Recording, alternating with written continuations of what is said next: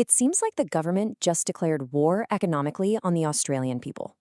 Wow, that is a massive, highly provocative claim, right? And it's the exact conclusion reached in a recent episode of the Two Worlds Collide podcast. So let's actually test it. What exactly is driving such a fierce reaction to the new labor regime budget? Well, today we're going to look strictly at the numbers. We aren't here to take sides or debate the politics. Instead, we're going to objectively unpack the very specific financial figures and arguments the podcaster uses to justify the startling statement. Let's dive in. Welcome to This Explainer. I am thrilled to be guiding you through this breakdown today. Look, budget documents can be a total snooze fest. They're often hundreds of pages long, filled with so much economic jargon, it's like trying to read a different language, making it really hard to see the forest for the trees. But the Two Worlds Collide podcast isolates specific line items to build a very deliberate, focused narrative. Our goal today is to look directly at the numbers they've selected to see exactly why they believe this budget is literally an attack on everyday taxpayers. Okay, let's quickly check out our roadmap so you can see exactly how we're going to logically categorize these claims. First, the economic war claim. Second, community and domestic spending. Third, foreign aid and partnerships. Fourth, defense, veterans, and immigration. And finally, tax policies and the bottom line. All right, Section 1, the economic war claim, the core argument. The whole foundation of this critique rests on one big idea. The podcaster claims the new labor budget fundamentally prioritizes foreign and niche interests way over everyday Australians. From their perspective, the government isn't just mildly mismanaging funds. They are actively funneling taxpayer money away from the core population and redirecting it toward international aid, hyper-specific community subsets, and corporate interests. This is the thesis we'll be testing against the numbers they provide. Let's move to Section 2, community and domestic spending. Basically, where is the money actually going locally? Right off the bat, the podcaster contrasts two very specific multi-million-dollar allocations. We have $124 million directed towards Israel and Jewish lobbying groups, set against $25 million aimed at uplifting security for Muslim communities. The source uses these exact figures to question the government's targeted funding priorities, asking why such massive amounts of taxpayer dollars are being heavily siloed into specific religious and geopolitical subsets within Australia. But here's what's really interesting. The podcaster makes a super sharp observation about the broader domestic landscape. Amidst all these tens of millions of dollars being distributed, there is zero equivalent funding allocated specifically for Christian communities in the country. They use this $0 figure to highlight what they perceive as a glaring inconsistency, a total imbalance in how the government values and supports different demographics locally. And the critique of community spending definitely doesn't stop there. We're looking at staggering allocations aimed at combating anti-Semitism and hate speech. There's $200 million here, a $68 million block for national security and monitoring social media posts there, plus dozens of millions more through specific individual grants of $46, $41, and $9 million. The podcaster's counter-argument to all this, they say a completely cost-free alternative exists. Just enforce the existing watch lists. For instance, they argue that simply refusing weapons to individuals already on ACO watch lists would be a far more practical, inexpensive way to ensure security than spending hundreds of millions on awareness and social media monitoring. This frustration bleeds right into other massive domestic expenditures too. $300 million to end gender-based violence, $112 million for gambling addicts, $32 million for a social cohesion and public awareness campaign, and $24 million just to recycle solar panels. The podcaster uses these figures to suggest the government is basically throwing money at symptoms rather than root causes. Take that $112 million for gambling addicts, for example. The source argues a much simpler, significantly cheaper solution would be to just halt gambling lobbying altogether, rather than constantly taxing the public to clean up the fallout.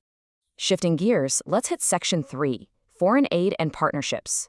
These are the international allocations. The source methodically tallies up over $1 billion heading overseas. Look at this. We have $550 million going to the Pacific and Timor-Leste for climate-resilient infrastructure. There's $330 million heading to Indonesia for general support, $167 million allocated to Nauru, and $25 million for India, mainly for strategic partnership grants and fellowship programs. The podcaster presents these staggering figures to directly question the logic of the budget. Their implicit question to the listener is pretty clear. Why on earth is Australian taxpayer money building infrastructure and funding fellowships abroad when there are such pressing economic needs right at home? Let's transition to Section 4, defense, veterans, and immigration. Priorities in question. First up, the Australian Defence Force, or ADF. The podcaster literally argues the government is, quote, coming after our veterans. They base this on the continuous funding of investigations into the military. The budget highlights a previous $300 million spent on Afghan war crime inquiries, and now it adds a new combined $104 million to continue investigating alleged war crimes, alongside another $16 million to investigate sexual violence in the ADF. To the podcaster, continually pouring hundreds of millions of dollars into investigating their own soldiers is a giant red flag of misplaced governmental priorities. And to compound that frustration, they highlight a specific $64 million allocation solely to recruit foreign nationals into the Australian Defence Force. The source points to this multi-million-dollar recruitment drive as a highly surprising reliance on foreign nationals for domestic defense, further pushing their narrative that the government is constantly looking outward rather than investing in its own citizens. So, the crucial point the podcaster pivots to next involves the immense financial burden of immigration healthcare and compliance. $450 million for RSV vaccines, $68 million for HIV treatment specifically for immigrants who aren't even eligible for Medicare, $27 million just to ensure migrant workers follow the law, and $10 million for community-led health literacy education for refugee and migrant women. The podcaster lists these millions to emphasize the immediate, massive cost that new arrivals are placing on the national budget. All of this leads the podcaster to ask one very pointed, blunt rhetorical question: who are we importing? They express deep, vocal frustration over funding treatments for pre-existing conditions like HIV and basic health literacy programs. From their perspective, an immigration program should be bringing in highly self-sufficient professionals, doctors and engineers, who contribute to the economy on day one, rather than individuals who require hundreds of millions of dollars in immediate healthcare and compliance support from the taxpayer. Finally, we reach Section 5, Tax Policies and the Bottom Line. This is really the economic climax of their argument.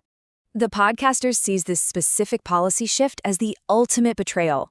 Everyday Australians lose the 50% capital gains tax reduction, stripping the incentive to invest their own hard-earned money into shares, real estate, and commodities.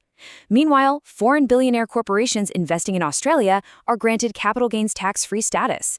For the source, stripping tax incentives from hardworking local citizens while allegedly giving a total free pass to foreign billionaires is the absolute proof that the budget does not serve the Australian people. To really hammer this systemic imbalance home, the source points to one stark number: $5,000. That is the strict cap placed on mental health services for a local veteran who needs psychologists, psychiatrists, physios, and doctors. When you place this $5,000 limit next to the hundreds of millions being spent overseas or on specialized domestic grants, the podcaster's outrage becomes fully contextualized. So that brings us right back to the framing quote of this explainer. It seems like the government just declared war economically on the Australian people.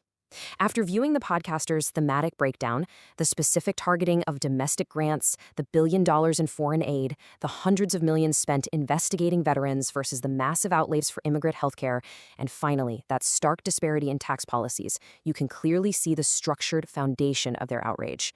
The podcaster isn't just throwing angry words around. They are actively using the government's own ledger to build their case. Which leaves us with the ultimate question.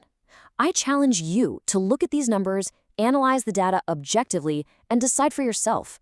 When viewing these exact allocations, do you see a government managing shifting, complex global and domestic priorities? Or do you see what the podcaster sees, a deliberate economic war on everyday taxpayers? The numbers are on the board. The interpretation is entirely up to you. Thank you for joining me for this explainer, and remember to always keep questioning the data.